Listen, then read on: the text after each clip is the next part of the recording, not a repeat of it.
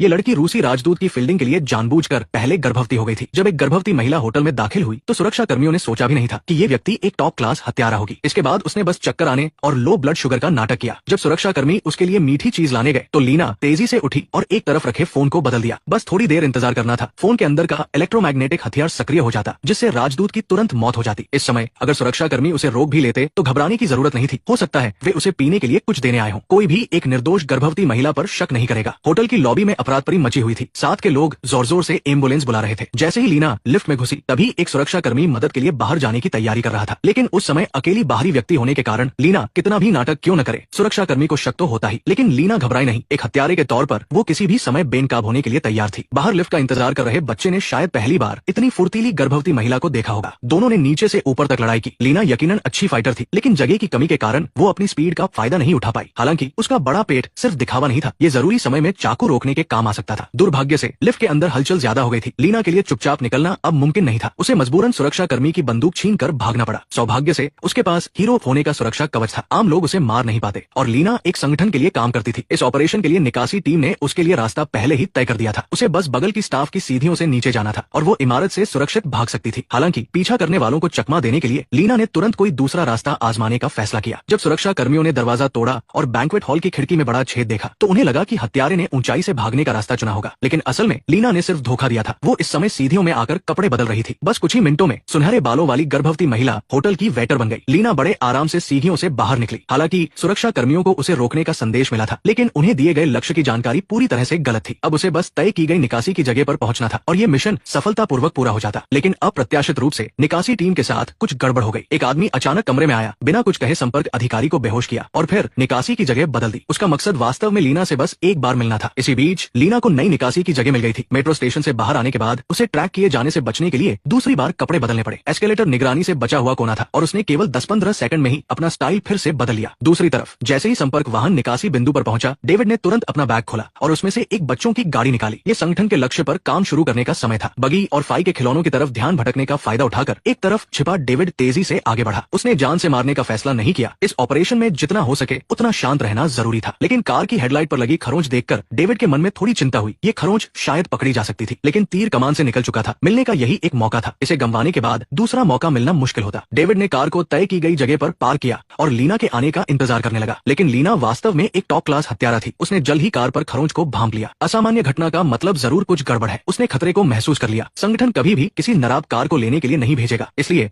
जो driver car चला रहा था उसमें जरूर कोई गड़बड़ी थी। लीना पलट कर भागी और उसने घबराहट पैदा करने के लिए बंदूक चलाना भी नहीं भूला। अगर वो भीड़ में भाग जाती तो वो सुरक्षित हो जाती। डेविड भी बहुत निराश हुआ। स्मार्ट महिलाओं से निपटना वाकई मुश्किल होता है। वो कार रोककर पीछा करना चाहता था, लेकिन बगल के पुलिस वाले ने पहले ही इलेक्ट्रिक बंदूक टेजर तान ली थी। यहाँ पार्किंग की अनुमति नहीं थी। अब क्या करें? मिशन शायद असफल हो गया। डेविड को पहले कार लेकर निकलना पड़ा। मिलने का काम अब बाद के लिए टालना पड़ा। अगली सुबह डेविड सुपरमार्केट गया और रबर के दस्ताने और डिटर्जेंट लाया और कार को अंदर बाहर से अच्छी तरह धोया। गलत मत समझिए, उसे सफाई का जुनून नहीं है, बल्कि उसे अपने आने के सभी निशान मिटाने थे। वो भी कभी एक हत्यारा था और लीना उसकी बेटी है। कुछ साल पहले संगठन से बाहर निकलने के लिए उसने अपनी झूठी मौत का नाटक किया और अपनी बेटी को एक दोस्त की देखभाल में सौंप दिया था। लेकिन कुछ साल बाद दोस्त की अचानक मौत हो गई और बेटी को संगठन ने ले लिया और उसे अगले टॉप क्लास हत्यारे के रूप में प्रशिक्षित किया। डेविड हत्यारे के इस जीवन के खतरे को अच्छी तरह जानता था, इसलिए वो अपनी बेटी से मिलना चाहता था और उसे अपने साथ ले जाना चाहता था। लेकिन उसने अपनी पत्नी से वादा किया था कि अगर ऑपरेशन असफल होता है तो संगठन को शक न हो, इसलिए उन्हें तुरंत छिप जाना होगा और कुछ साल बाद मौका तलाशना होगा। डेविड थोड़ा उदास था। एक दिन भी देरी हुई तो बेटी के लिए खतरा और बढ़ जाता। उसने आखिर में अपनी पत्नी की बात न मानते हुए आखिरी कोशिश करने का फैसला किया। अगर खुद जाकर मिलना असफल रहा तो वो उसे अपने पास आने के लिए मजबूर करेगा। उसने एक कार्ड पर अक्षांश और देशांतर लिखा और फिर जानबूझकर अपने फिंगरप्रिंट छोड़े। डेविड ने संगठन के लिए दशकों तक काम किया था। वो बॉस के मिजाज को अच्छे से जानता था। वो किसी भी तरह की चुनौती को बर्दाश्त नहीं कर सकता था। अगर उसे पता चला कि किसी ने उसके आदमी को अगवा कर लिया है और उसकी गाड़ी भी तोड़ दी है तो वो जरूर प्रतिशोध के लिए हत्यारे को भेजेगा। और कोरिया में इस समय इकलौती हत्यारे की टीम होने के नाते ये काम सिर्फ लीना ही कर सकती थी। सब कुछ तैयार होने के बाद डेविड तुरंत अपने सुरक्षित ठिकाने पर लौट आया। कहते हैं कि नई पीढ़ी पुरानी पीढ़ी को पीछे छोड़ देती है, लेकिन उसे उन नौसिखियों को ये बताना जरूरी था कि हत्यारे का काम सिर्फ ताकत से नहीं होता। जहाँ तक उसकी बेटी लीना की बात है, डेविड ने उसके लिए यादों से भरा एक तोहफा भी तैयार किया था। उसी रात संगठन के साथ चर्चा करने के बाद लीना ने आखिर में तय किए गए निर्देशांक की जगह पर जाने का फैसला किया। वो भी जानना चाहती थी कि इस रहस्यमय आदमी का मकसद क्या है। मेज पर रखी पाई कुछ जानी पहचानी लगी। जब लीना यादों में खोई हुई थी तभी जोर की आवाज आई। एक साथी ने सीढ़ियों पर लगे जाल को सक्रिय कर दिया और तुरंत लड़ने की क्षमता खो दी। सोचा नहीं था कि आदमी से मिलने से पहले ही एक महत्वपूर्ण सदस्य को गवा देंगे।